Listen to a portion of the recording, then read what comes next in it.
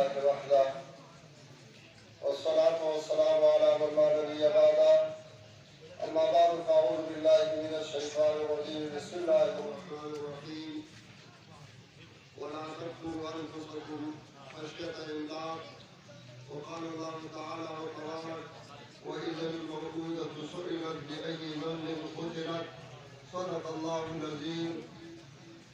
محترم علماء کرامو زما د دغه علاقې مشرانو همزولو او طالب علمانو نن د چناري په کلي کې انتهایی د خوشحالۍ ورځ ده چې د جناب حضرت مولانا محمد زرین حقانی مدد الله العالیه د مشرۍ د لاندې په دغه اداره کې د ختم قرآن پروګرام منعقد شوی دی او د علاقې دننا او بهر جید علماء کرام تشریف راوړی دی.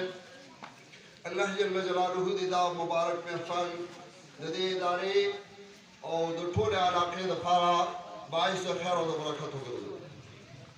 زما عزتمندو احادیثو مبارکو کې راځي تاسو نکاح کوئ او اولاد راوړئ نسل بڑھاوئ.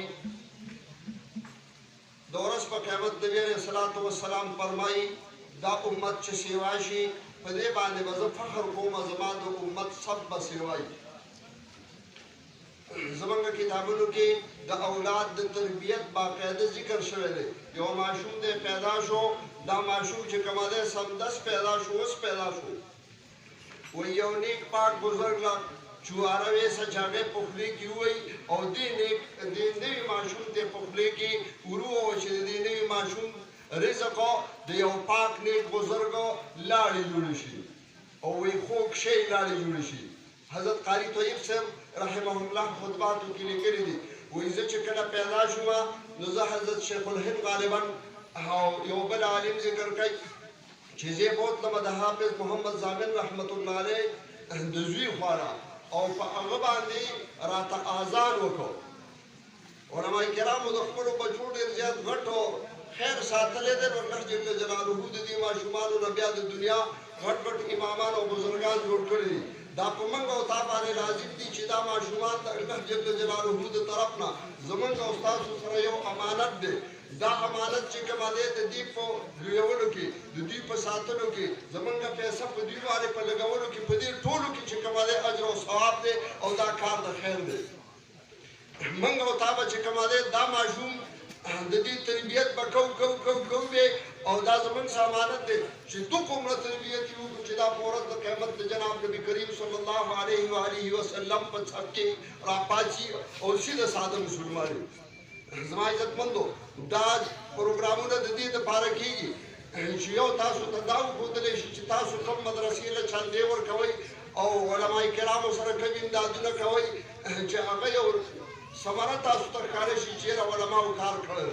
الحمدلله دا مدرسه کال په کال باندې دستاربندیګانې کوي او طلباء کرام چې کومه دی حافظان او قاریان صاحبان داسې فارغېږي. نن پکې د بخاري ختم دی او د یو غټې درجې حافظانات دا فارغوي. موږ او تا د دې لپاره چې کومه دی مخکې مرسته کړې ده الله جل جلاله دې تاسو له اجر درکړي. نور هم دا علماء کرام د دې خبرې درخواست کوي چې دې ادارې سره به په خصوصي طور سره مرسته کوئ چې دا اداره مخکې لاړه شي او ستاسو په بچو باندې به دا پیسې لګېږي. دوه کارونه به کوئ. یو به ماشومان دې ادارې له ورکوئ دا په تاسو لازم دي. یو بچی دو بچی درې چې څومره بچي د ادارې تېراولی دا وخت چې کومه دی د مقابلې وخت دی. دا وخت چې کومه دی داسې وخت دی چې د خلکو عقیدې خرابېږي د خلکو اعمال خرابېږي او خلک تباه او برباد کېږي چې په دې اداره کې ستاسو د ماشومانو د بچو د عقیدو د دوی د عمل تحفظ وکړی شي. دویم چې کومه دی دې سبا تاسو د پیسو امداد کوئ پیسې ورکوئ. یو خبره داسې ذهن له راغله علماء کرام دې ذهن کې نه راولي وایي د الینزو کې یو مړی شوی نو یو کس راپاڅېده لیونی و ویل چې لکه په دې مړي کې څه خیرات پسې چا کړی دی که نه دی پسې کړی. ویل چې نه دې پسې خیرات چا نه دی کړی. بیا یې تپوس وکړو چې دې مړي پسې چا سسخات هم نه دی کړی. ویل چې نه سخات هم پسې نشته. ویل چې د دې نه خو بیا ژوندی ښه و. فکر کې مو راغله موږ چې تاسو راجمع کوو د دې دپاره هم راجمع کوو چې تاسو د ادارې له ماشومان ورکړئ.